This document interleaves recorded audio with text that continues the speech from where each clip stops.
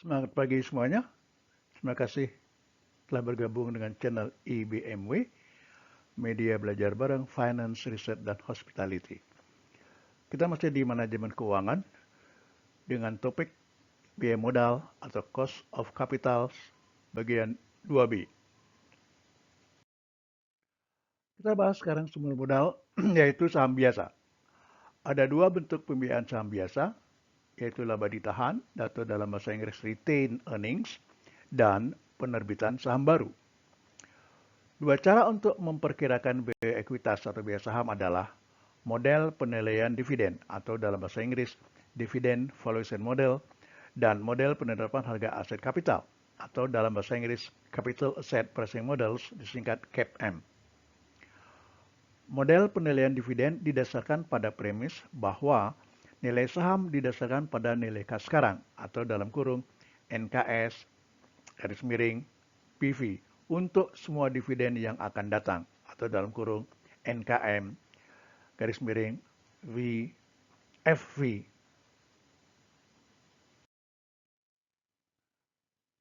Formula untuk menentukan biaya saham biasa yaitu dengan pendekatan constant growth.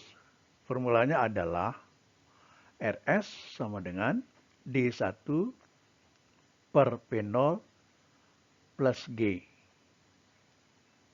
Biaya saham biasa bisa juga diestimasi dengan CAPM dengan formula RE sama dengan RF plus B kali dalam kurung RM minus RF.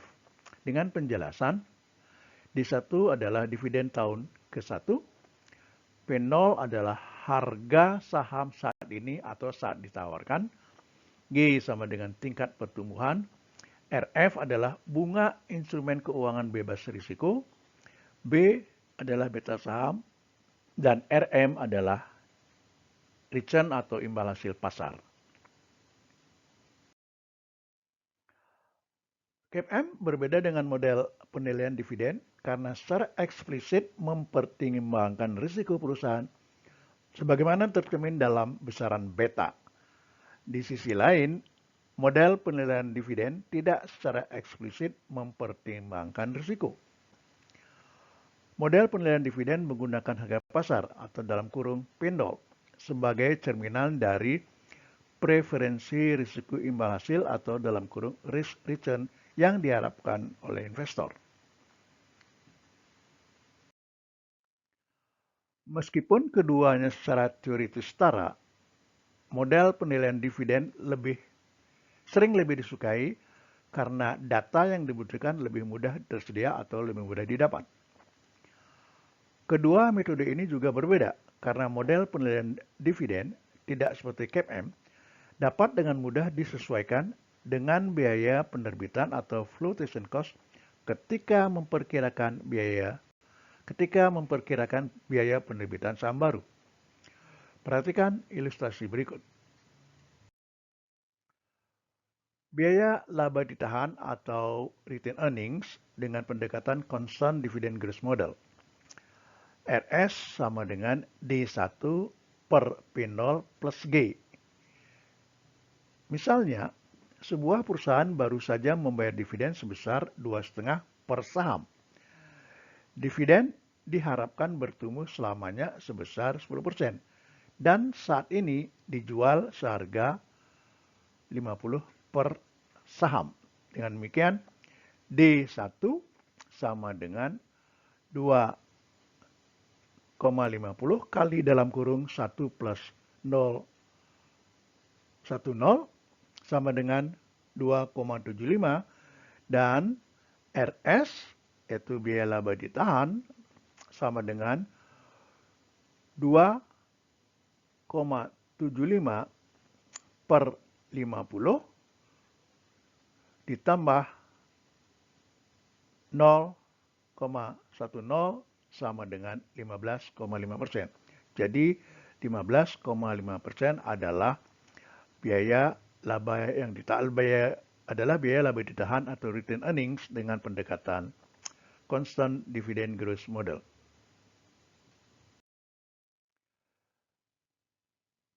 Biaya laba ditahan atau retained earnings ditentukan dengan pendekatan security market line dengan rumus RS sama dengan RF plus B kali dalam kurung RM minus RF.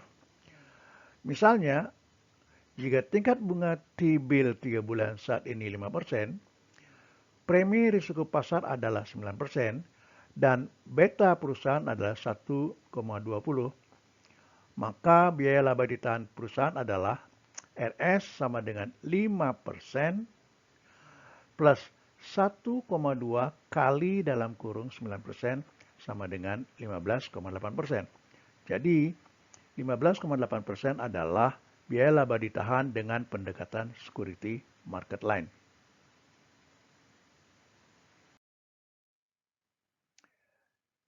Biaya laba ditahan atau retained earnings dengan simbol RE. Contoh sebelumnya menunjukkan bahwa perkiraan biaya laba ditahan berada di antara 15,5% dan 15,8%. Pada titik ini, kita dapat memilih satu atau rata dari keduanya. Dengan menggunakan penilaian manajerial, 15,8% akan ditentukan sebagai perkiraan akhir untuk biaya laba ditahan agar sesuai dengan prinsip kehati-hatian.